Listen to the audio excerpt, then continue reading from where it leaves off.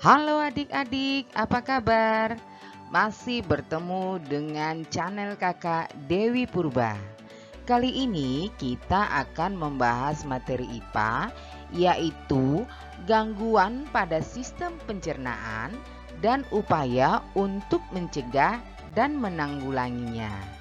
Tapi sebelum kita mulai, jangan lupa like, subscribe, dan tanda lonceng ya, agar video ini berkelanjutan terus.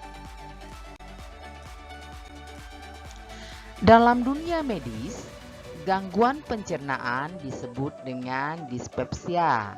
Dispepsia adalah indikasi utama dari penyakit lain yang berkaitan dengan sistem pencernaan, seperti penyakit MAH, GERD, bahkan usus buntu.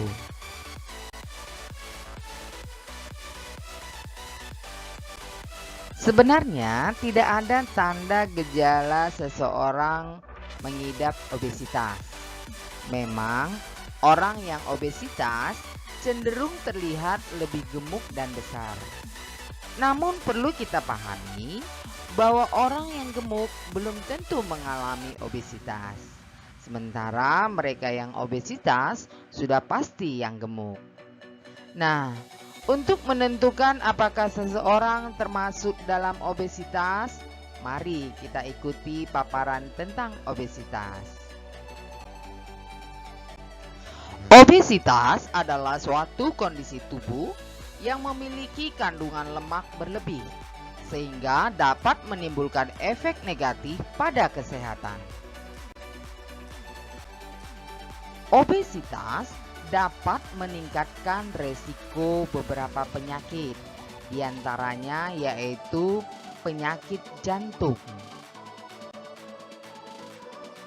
penyakit diabetes, dan penyakit osteoartritis. Obesitas umumnya disebabkan karena konsumsi makanan yang berlebih dan kurangnya aktivitas tubuh.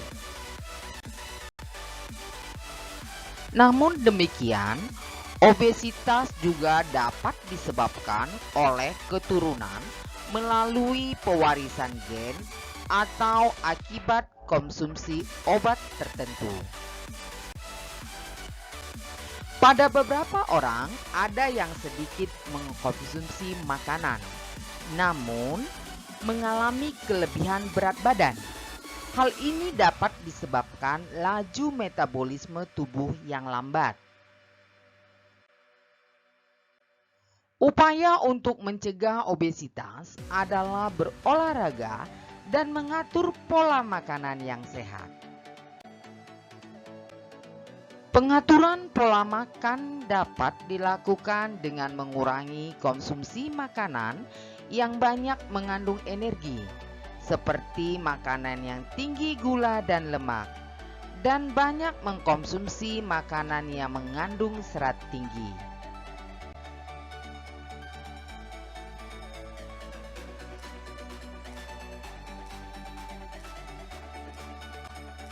Karies gigi atau gigi berlubang merupakan kerusakan gigi akibat infeksi bakteri yang merusak lapisan gigi sehingga merusak struktur gigi. Tahukah kamu penyebab gigi berlubang? Gigi berlubang itu disebabkan karena terdapatnya bakteri. Bakteri pada mulut mengolah gula sehingga menghasilkan asam.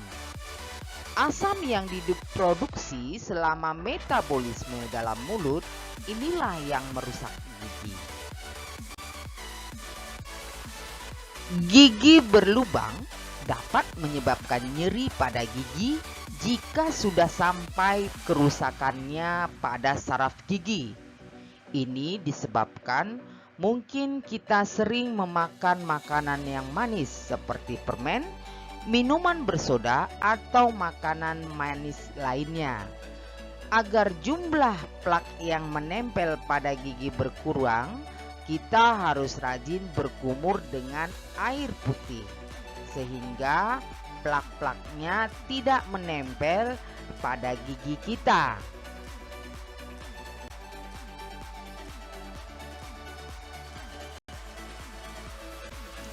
Upaya yang kita lakukan untuk kesehatan gigi kita antara lain menyikat gigi minimal 2 kali sehari, membersihkan gigi dengan benang gigi, berkumur dengan larutan garam dan air hangat agar dapat mengurangi plak pada gigi, serta pemeriksaan gigi secara rutin pada dokter gigi.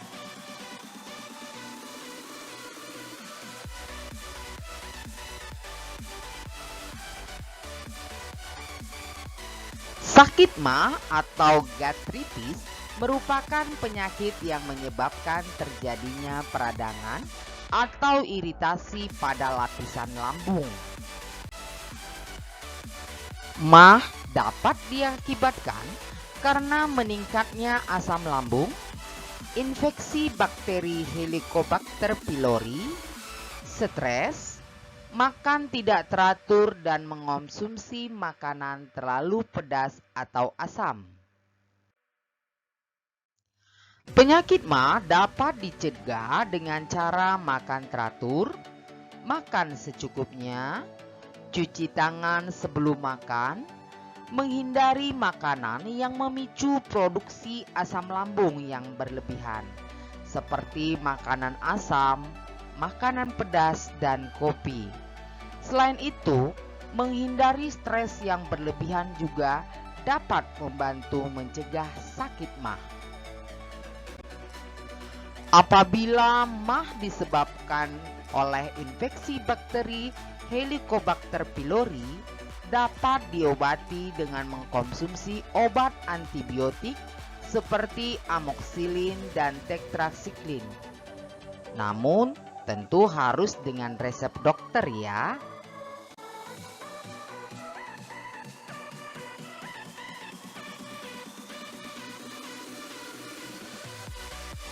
Hepatitis merupakan penyakit peradangan pada hati. Ciri-ciri orang yang menderita hepatitis memiliki gejala flu, yaitu sakit otot dan persendian, demam, diare, sakit kepala, menguning kulit dan mata, membesarnya hati, dan membesarnya limfa. Hepatitis apabila tidak segera ditangani dapat memicu fibrosis, yaitu kerusakan pada hati, dan sirosis, yaitu gagal hati kronis.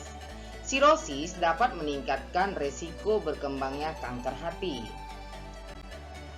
Virus hepatitis B merupakan penyebab utama penyakit hepatitis.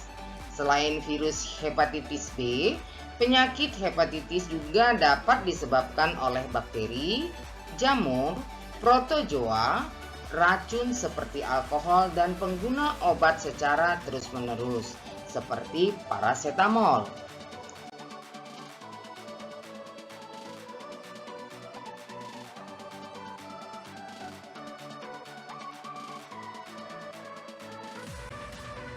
Nah, apakah itu diare? Diare adalah penyakit pada saluran usus besar yang disebabkan oleh infeksi bakteri dan protozoa seperti Entomobicoli. Ketika terjadi infeksi, dinding usus besar teriritasi, gerakan peristaltik meningkat, serta air tidak dapat diserap. Penderita diare dapat mengalami dehidrasi karena air dalam usus terus-menerus dikeluarkan. Selain itu juga, penderita diare mengalami mulas di perut karena kontraksi otot pada usus besar terjadi secara terus-menerus. Upaya mencegah diare adalah dengan menjaga kebersihan makanan yang kita makan, karena Makanan yang kurang higienis biasanya mengandung bakteri yang dapat menyebabkan diare. Cucilah tangan sebelum makan. Dan meminum air yang dimasak atau air kemasan yang higienis, serta menjaga kebersihan diri dan lingkungan. Apabila terkena diare, penanganan yang dilakukan adalah dengan meminum oralit, yaitu larutan gula dan garam, untuk mengganti cairan yang banyak keluar saat diare, atau dapat juga dengan meminum obat diare. Dan apabila sakit diare belum teratasi, segeralah memeriksakan diri ke dokter.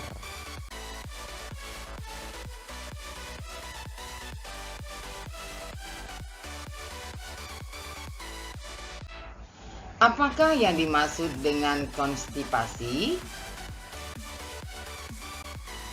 Konstipasi merupakan kondisi feses yang keras atau kering sehingga sulit untuk dikeluarkan. Ketika feses tidak dikeluarkan secara teratur, air yang terkandung di dalamnya akan terserap, sehingga menyebabkan feses keras atau kering sehingga sulit untuk dikeluarkan. Upaya mencegah konstipasi diantaranya adalah tidak sering menahan buang air besar, makan makanan yang berserat seperti sayur dan buah-buahan, hindari mengkonsumsi makanan yang tinggi lemak dan gula, seperti makanan manis ataupun makanan keju dan yang olahan yang lainnya. Karena makanan tersebut dapat menimbulkan konstipasi. Minum cukup banyak air. Banyak minum dan makan makanan berserat akan membantu pergerakan feses dan membantu feses lebih lunak, sehingga dapat menghindari konstipasi. Selain itu, peningkatan aktivitas fisik juga membantu untuk mengatasi konstipasi.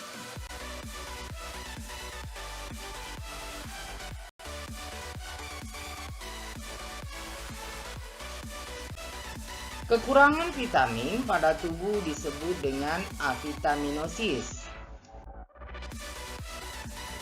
Pada tabel berikut akan dipaparkan beberapa gejala kekurangan vitamin pada tubuh.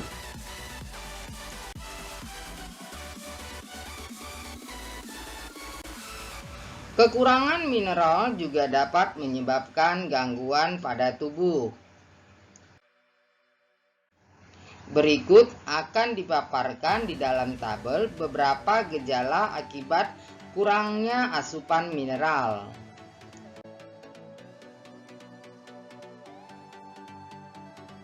Nah, adik-adik, demikianlah penjelasan singkat tentang gangguan pada sistem pencernaan dan upaya untuk mencegah atau menanggulanginya.